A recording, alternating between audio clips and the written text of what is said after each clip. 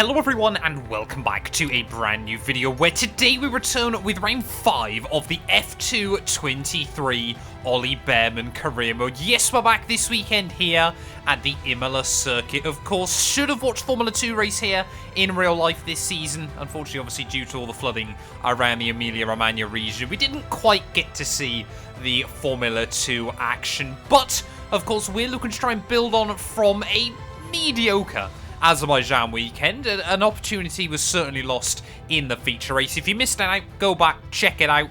But yeah, currently still 7th in the championship on 37 points. I believe it's Brad Benavides leading the way even as we head towards Imola this weekend. But yeah, one of my favourite tracks on the F1 game. I really do feel this place is going to suit FIA Formula 2. Let's head then here, ready for the Emilia Romagna weekend.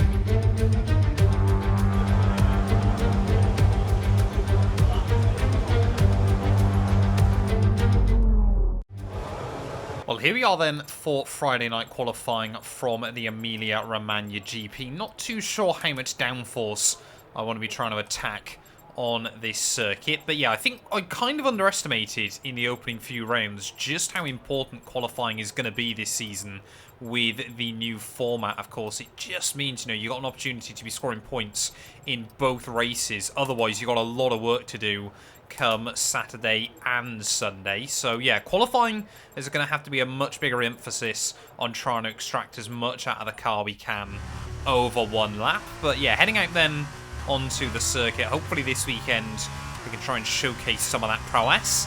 Let's get onto it. I love Imola as a track. Genuinely, I think is one of my favourite tracks on the F1 calendar to drive on in the F1 game. It's right up there with your Qatars and your Belgians.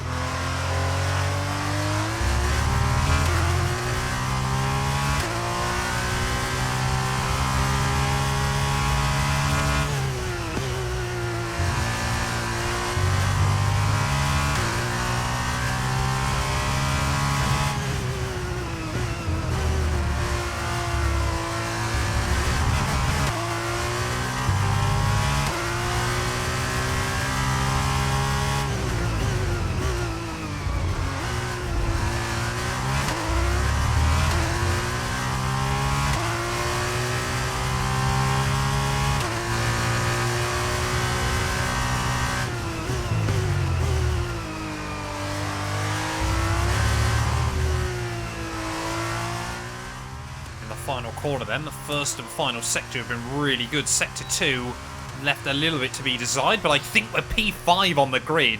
It was very, very close up towards the start-finish line there, but I think we can be pretty happy with that time. Well, there we go, MP Motorsport with a front row lockout ready for Sunday's GP, but 5 thousandths of a second covering Zane Maloney, Isaac Hadjar, and myself as we got to the finish line there. That's a real shame for us. One of those moments where you think, had I not upshifted on the run to the line, would that have made the difference there? But what, 15, 16 cars covered by just quarter of a second at the end of Friday. It is your usual suspects a little bit further back. 4 tenths covering the entire field. Let's get into Sprint Race Saturday. Welcome to all those joining us as we kick off another round of thrilling Formula 2 racing at Imola.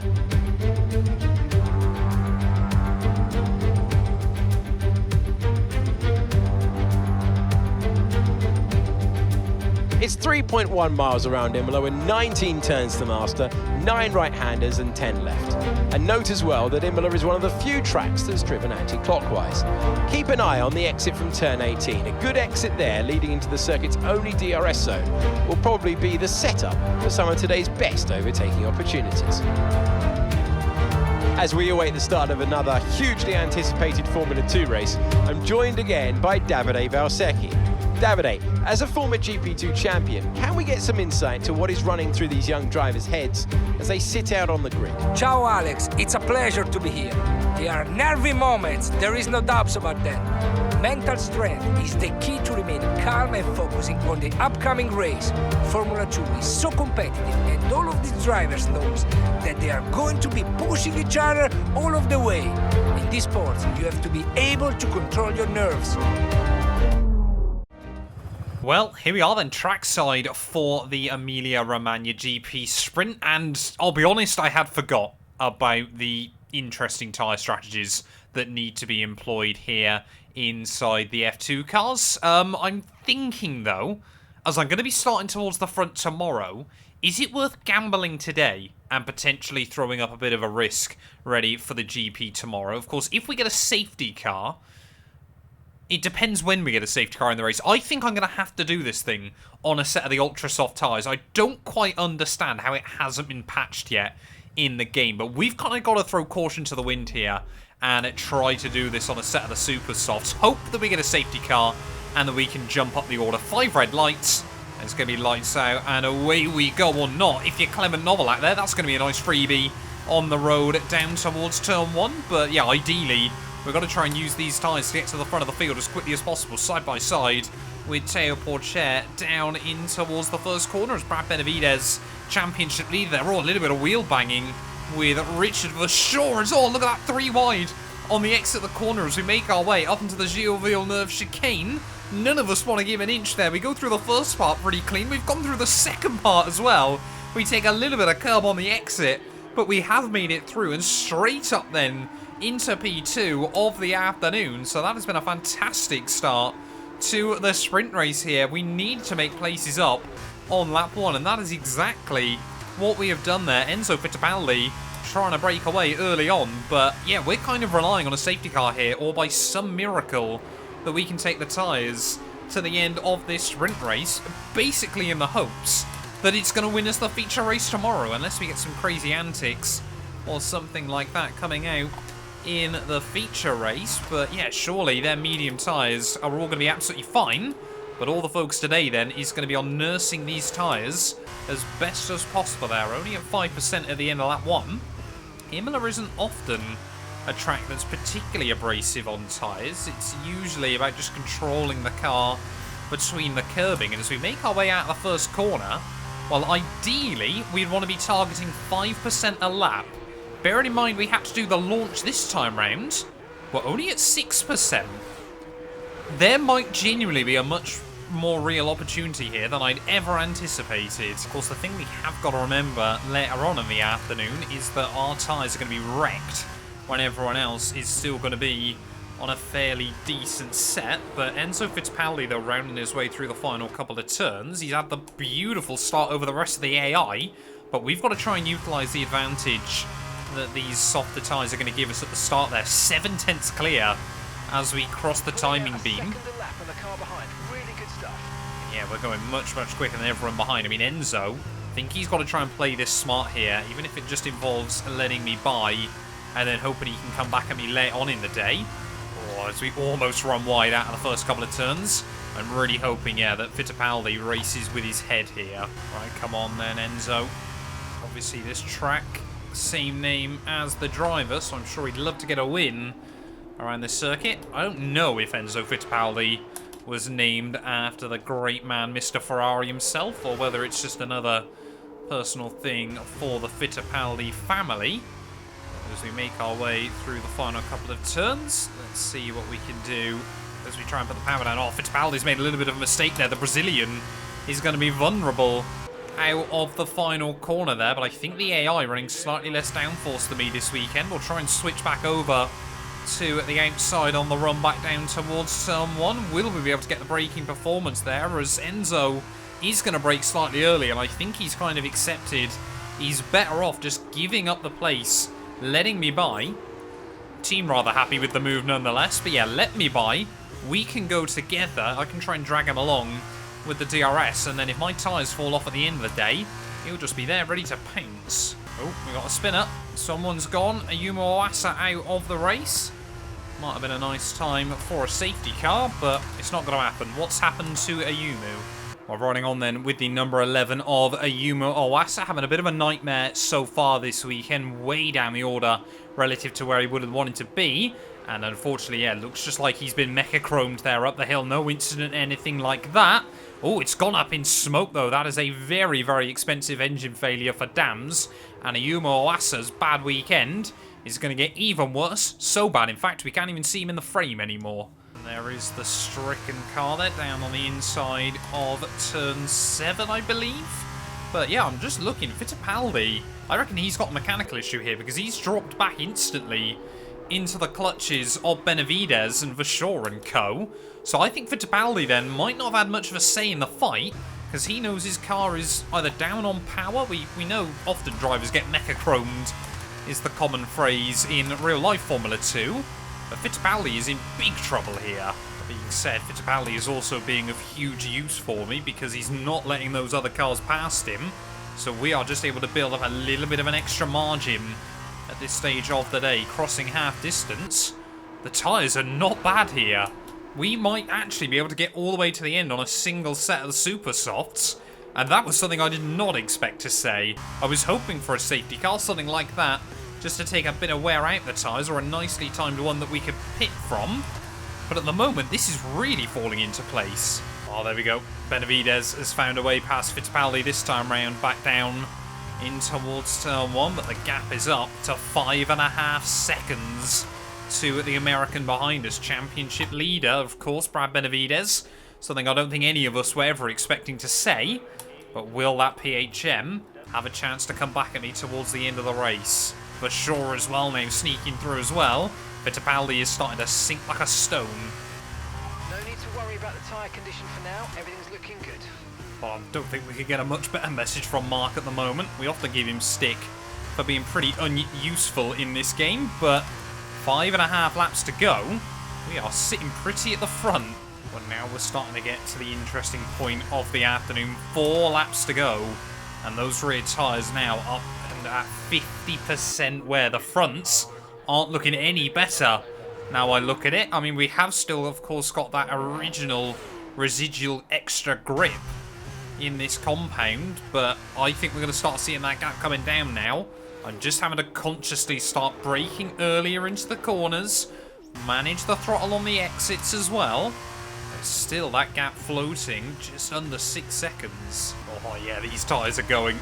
Oh, dearie me. Late on in the day, I wondered if it could have been worth trying to pit and stay out ahead of Fittipaldi, but I don't think we will here. Emilia, a very, very long pit lane, and of course at only 37 miles an hour as well. We're likely to lose a lot of time. 3 laps to go, and now Benavides, I'm sure PHM were on the radio telling him, get on with it, son, you've got an opportunity. Oh, ho, ho, ho. Yep, these tyres have not got much on them.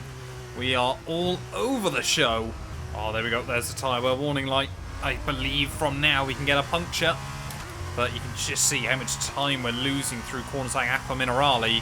We've not got the grip on the exit. And the front's now starting to lock up as well, which is only going to compound the issue. Avoid wheel spin. Avoid front locking. Just get the car to the finish. This was never a strategy that was meant to work as well as it has done up to now. But will it continue to do so? Around in the final couple of turns then. 1 more lap to go here from Imola. And I know what you're thinking. Have we potentially just broken the entire Formula 2 series? Let's go. Final lap. I was never expecting these tyres to hang on as well as they have. 19.7 seconds. 19 seconds ahead of Fred Vesti as well. But I will admit now, Imola is probably one of the only tracks I would assume on this calendar where this strategy that we've been able to pull off today is going to be possible here. It's really, really gentle on the tyres. You know, a very, very smooth circuit as well that doesn't stress out the rubber. There's not too many high-speed corners, if really any, around this track. And, you know, combine that with, you know, the super softs and the mediums rather than some softer compounds as well. I don't think this is going to be viable all too often. To be honest, I didn't think the way we've been able to do this today was ever going to be viable, and I think had Enzo Fittipaldi not had his mechanical issues, we probably would be under a lot more pressure from Brad Benavides right at the end of this one. But you know what? With the season we've had so far, we're going to absolutely take it if we can just navigate our way through the chicane and through the final few corners. 4.2 seconds. We've got 4 seconds to Brad Benavides. We do not need to worry as we make our way down in towards the final couple of corners. We won the feature race in Albert Park a couple of races ago. Surely, with the extra set of tyres, we're going to be looking set for that tomorrow as well. But that at the final corner, it is going to be victory here for Prema in the Italian GP sprint race. We absolutely love it. Oh, superb driving. That is the race win, my friend. Well done.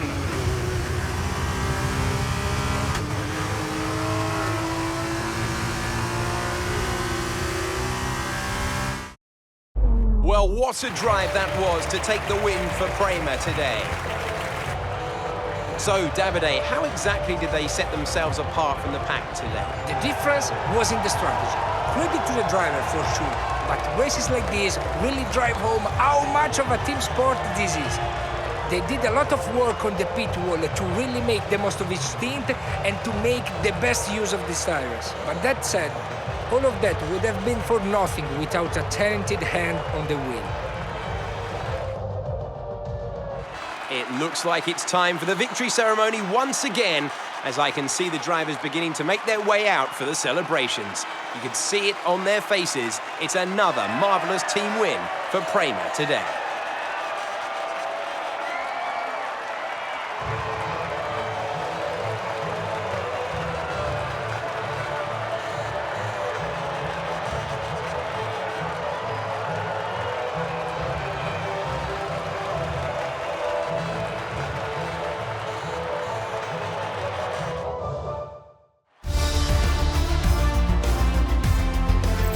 And now, let's take a look at the driver's standings. It's a good result for Brad Benavides, who extends his advantage at the top of the championship. Now then, Davide Valsecchi, who would you say was your driver of the day? Lots of drivers impressed me today, Alex. But if I have to say one that impressed me most, it's only Bearman. On to the teams then. ART have extended their lead over the championship. Meanwhile, Prema have improved their position. A strong weekend for them as they fight their way to the top. After all this drama, you'd be mad not to join us for the next race. We hope to see you then. Take care. Well, there we are then. The full 11 points from Saturday's sprint race here from Imola.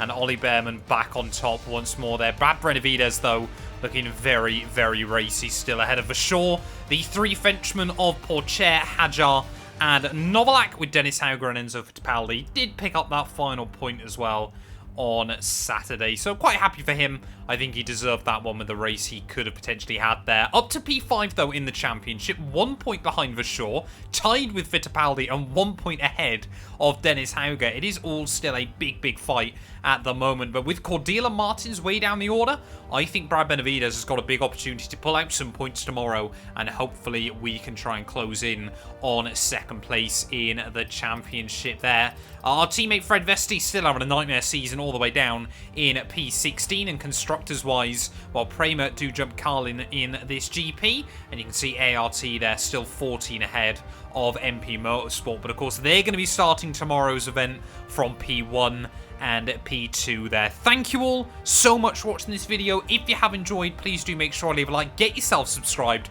and we will be back tomorrow then ready for the feature race here at Imola. We've got an optimum strategy ready to be deployed, but can we make it work? A massive thank you to all of my YouTube members and my Patreon supporters for their continued donations to help my work. These things go much further than I think a lot of you ever realise, and allow me to continue making content full-time here on YouTube. So if you want to support me from as little as £1 a month and be featured on all of these end clips, either click the join button next to the subscribe or head over to my Patreon. There's a link down in the description.